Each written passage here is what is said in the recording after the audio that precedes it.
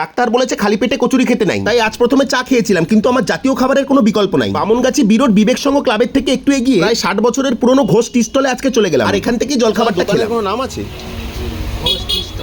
Ghosh tea stall. আচ্ছা, মোটামুটি কত বছরের? 60 বছর। মানে তোমার বাবা করতো, তার আগে তার বাবা করতো নাকি? আচ্ছা আচ্ছা, তখন মিষ্টির দোকান ছিল, বাবাই কচুরিটাই স্টার্ট করেছে। কি বার খোলা থাকে তোমাদের? কোনোদিন বন্ধ থাকে? কটা থেকে কটা অবধি? ও 5:30 থেকে। মানে কাস্টমার কটা থেকে পাবে? কাস্টমার ধরো 7টা থেকে। 7টা থেকে পেয়ে যাবে। কটা অবধি?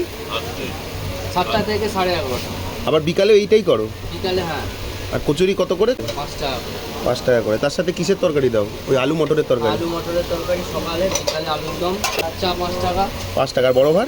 বড় ভাত 7 টাকা। 2018-19-এ যখন চাকরি করতাম, মাঝে মাঝে এই দোকানে কচুরি খেতে এসে পড়তাম। ছাতুরপুর দাও এই কচুরির স্বাদ আগের মতোই রয়েছে, তবে সত্যি কথা বলতে সাইজটা একটু ছোট হয়েছে। আর এখানকার চাটাও বেশ ভালো খেতে। সাবস্ক্রাইব না করলে দেবো না কিন্তু যেতে। বাই।